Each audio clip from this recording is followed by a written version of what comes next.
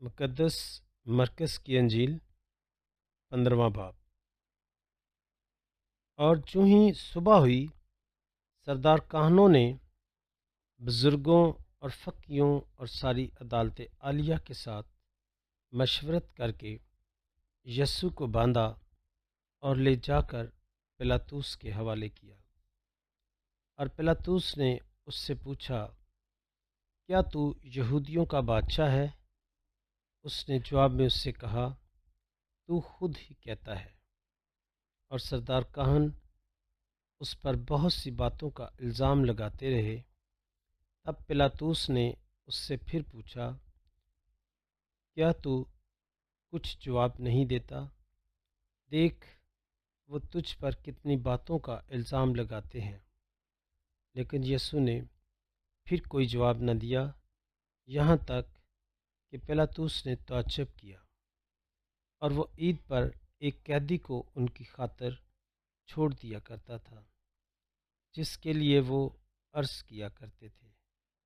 اور برابا نام ایک شخص ان باغیوں کے ساتھ مقید تھا جنہوں نے بغاوت میں خون کیا تھا۔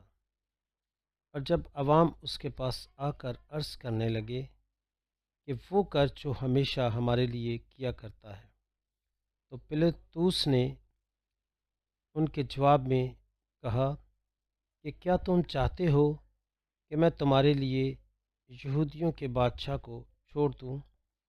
کیونکہ وہ جانتا تھا کہ سردار کاہنوں نے حسد سے اسے میرے حوالے کیا ہے۔ مگر سردار کاہنوں نے عوام کو ابھارا کہ وہ ان کے لیے برابا ہی کو چھوڑ دے۔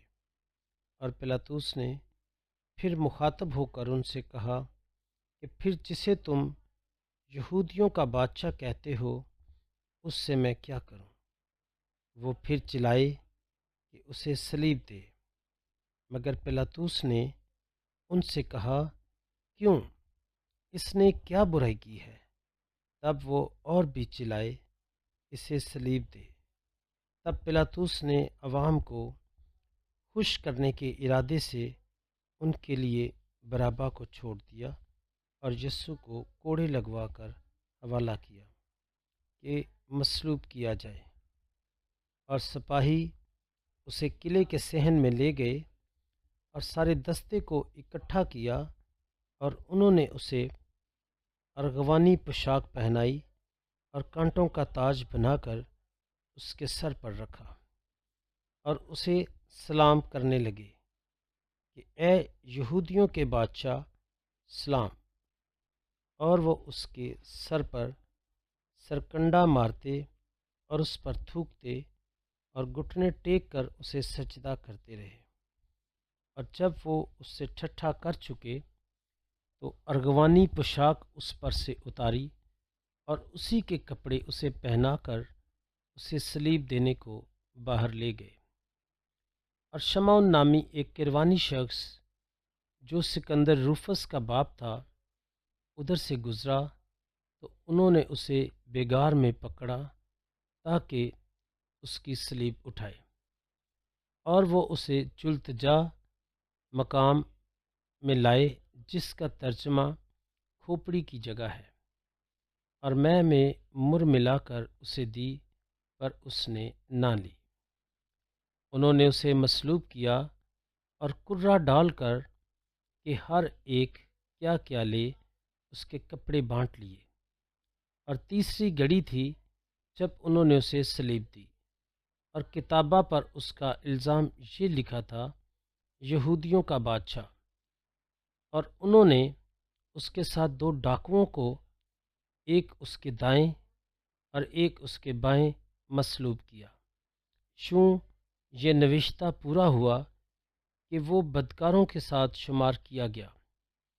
اور جو پاس سے گزرتے تھے وہ سر ہلا ہلا کر اس پر کفر بکتے تھے اور کہتے تھے کہ واہ، تو جو خدا کی ہیکل کو ڈھاتا اور 3 دن میں پھر بناتا ہے، اپنے آپ کو بچا اور صلیب پر سے اترا۔ اور اسی طرح سردار کاہن بھی مافقیوں کے آپس میں یوں کہہ کر ٹھٹھا کرتے تھے کہ اس نے اوروں کو بچایا، اپنے آپ کو بچا نہیں سکتا۔ اسرائیل کا بادشاہ المسیح اب صلیب پر سے اتر آئے تاکہ ہم دیکھیں اور ایمان لائیں، اور وہ بھی جو اس کے ساتھ صلیب پر کھینچے گئے تھے اسے ملامت کرتے تھے۔ اور جب چھٹی گھڑی ہوئی تو 9ویں گھڑی تک سارے ملک میں تاریکی چھا گئی، اور 9ویں گھڑی یسوع اونچی آواز سے چلایا، الہی الہی لما شبقتانی، جس کا ترجمہ یہ ہے، اے میرے خدا، اے میرے خدا، تو نے مجھے کیوں چھوڑ دیا؟ جو وہاں کھڑے تھے ان میں سے بعض یہ سن کر کہنے لگے کہ دیکھو، وہ الیاس کو بلاتا ہے۔ اور ایک نے دوڑ کر اور اسفنج کو سرکہ سے بھر کر اور سرکنڈے پر رکھ کر اسے پینے کو دیا، اور کہا، ٹھہرو، ہم دیکھیں، شاید الیاس اسے اتارنے آئے۔ تب یسوع نے بڑی آواز سے چلا کر جان دے دی، اور ہیکل کا پردہ اوپر سے نیچے تک پھٹ کر 2 ٹکڑے ہو گیا۔ اور جب صوبیدار اس کے سامنے کھڑا تھا، جب اس نے اسے یوں جان دیتے دیکھا تو کہا کہ یہ آدمی در حقیقت خدا کا بیٹا ہے۔ اور کئی عورتیں بھی دور سے دیکھ رہی تھیں، ان میں مریم مجدلی اور مریم چھوٹے یعقوب اور یوسف کی ماں اور سلومی تھی۔ جب وہ جلیل میں تھا تو وہ اس کے پیچھے ہو لیتی اور اس کی خدمت کرتی تھیں، اور بہت سی اور بھی تھیں جو اس کے ساتھ یروشلم میں آئی تھیں۔ اور جب شام ہوئی تو اس لیے کہ تہیہ یعنی سبت سے پہلے کا دن تھا، یوسف رامتی جو نامور مشیر اور خود خدا کی بادشاہی کا منتظر تھا، آیا اور جرت سے پلاطس کے پاس جا کر یسوع کی لاش مانگی۔ اور پلاطس نے تعجب کیا کہ وہ مر بھی گیا ہوا ہے، اور صوبیداروں کو بلوا کر اس سے پوچھا کہ کیا وہ مر گیا ہے؟